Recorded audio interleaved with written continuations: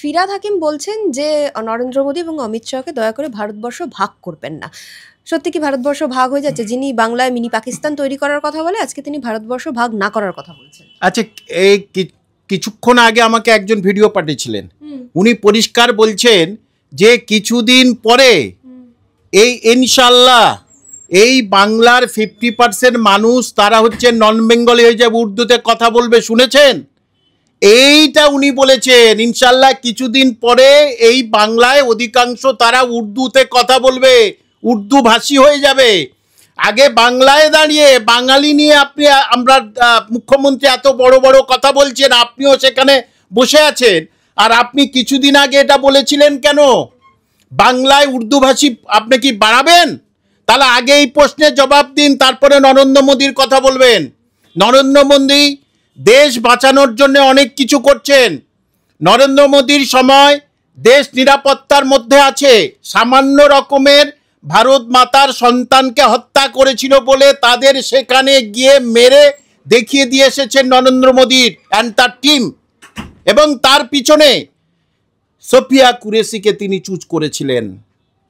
তিনি হিন্দু মুসলিম মনে করেন না, তিনি সোফিয়া কুরেশিকে তিনি চুজ করেছেন। হ্যাঁ, টুকটাক ঘটনা সারা পশ্চিমবঙ্গে বিজেপির কেউ তারা করতেই পারে, তাহলে সেটা পশ্চিমবঙ্গেও ঘটছে। যে সুতরাং আগে নরেন্দ্র মোদীকে নিজেরটা আগে ঠিক করুন। নিজে কেন ওই কথাটা বললেন, এই কথার জবাব কি ববি হাকিম দিতে পারবেন? কেন উনি বলেছিলেন এই কথাটা? ভিডিওটা আমার কাছে আছে। বাঙালিদের মধ্যে বাংলায় আপনি অর্ধেক উর্দুভাষী করবেন ইনশাল্লাহ, বলছি ইনশাল্লাহ এটা হবে। তাহলে তিনি আবার নরেন্দ্র মোদীকে সমালোচনা করার অধিকার কোথায় পান? আগে নিজেকে রেকটিফিকেশন করুন, নিজেকে আগে ঠিক করুন, তারপরে উত্তর, তারপরে বলবেন, কথা বলবেন। মন্ত্রী হয়েছেন বলে কি যা খুশি বলবেন? সাধারণ মানুষ আমরা কথা বলতে পারবো না? আমরা সঠিকটাই বলবো। এবং এটা উনি বলেছেন, আমি বললাম। যেটা দেখা যাচ্ছে যে দিল্লি পুলিশ নাকি মিথ্যাচার করেছে, মুখ্যমন্ত্রী মমতা বন্দ্যোপাধ্যায় টুইট নিয়ে সেটা বলছে। এবং আজকে দেখা গেল তৃণমূল ভবন থেকে প্রেস কনফারেন্স করতে একদিকে কুণাল ঘোষ এবং আরেকদিকে ফিরহাদ হাকিম বসে রয়েছেন। আর মাঝখানে ওই মহিলাটা নাকি, মাঝখানে মহিলাটা, সেই মহিলাটা যা বলছে সে যেন নিজের ভাষা না, যে তাহলে তার একটা যে সত্য ঘটনা ঘটেছে সে তো স্বতঃস্ফূর্তভাবে সব বলবে, স্বাভাবিক। কিন্তু সেই স্বতঃস্ফূর্ত ভাব তার মধ্যে ছিল না, সেই রকম ধরনের দেখলাম। তাহলে ওকে না নিয়ে আপনি তো আরো বহু পরিযায়ী শ্রমিক তারা তো রক্তাক্ত হচ্ছে, মার খাচ্ছে, তাদেরকে নিয়ে আসুন।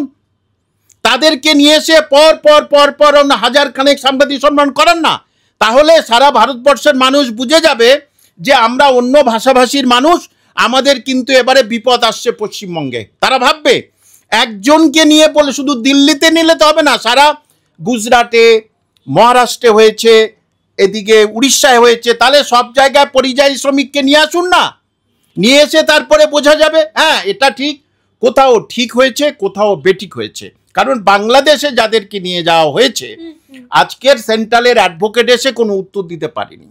তাকে সোমবার দিন কিন্তু সব প্রমাণপত্র নিয়ে আসতে হবে যে ওরা বাংলাদেশি, এবং বলেছে আপনার না হলে কিন্তু ওনার দুঃখ আছে কপালে।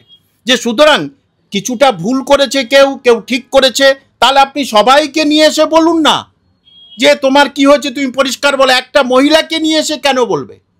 এবং তাকে নিজে সাংবাদিকদের, তার বাড়ি গেলে সাংবাদিক তো তাকে বলতো, পাশে দুজন বসে থাকবে কেন? পাশে দুজন বসে থাকা মানে ভয়ে আমাকে বলতে হবে, আমাকে যেটা বলেছে আমাকে সেটা বলতে হবে।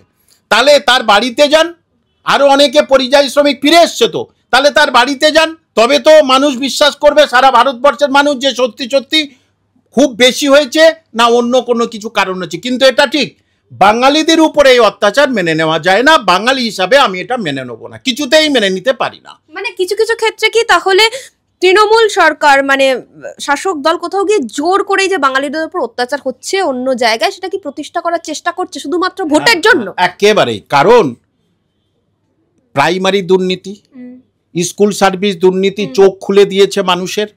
তারপরে আর সব রেশন দুর্নীতি, উমুক দুর্নীতি, বোমাবাজির দুর্নীতি, পরিষ্কার মানুষ কিন্তু অসহায় হয়ে রয়েছে পশ্চিমবঙ্গের মানুষ। তাহলে চাকরি বাকরি নেই, ওবিসি মামলা নিয়ে ঝামেলায় পড়ে আছে। হ্যাঁ, চাকরি নেই বলে তো তারা এখান থেকে চলে গেছে, মানে শ্রমিকদেরও চাকরি দিতে, শ্রমিকদেরও প্লেসমেন্ট নেই, তারা দিন আনা দিন খাবে মানে দিনমজুরেরা এখানে না, দিনমজুরও নেই। আবার উনি বলছেন 40% আমি কমিয়ে দিয়েছি। মনে আছে 21শে জুলাই 40% কোনটা কমিয়েছে? নিজের ইচ্ছা মতো বললেই মনে হয়ে গেল 40% কমিয়ে দেওয়া মানে পশ্চিমবঙ্গে বেকারই থাকবে না।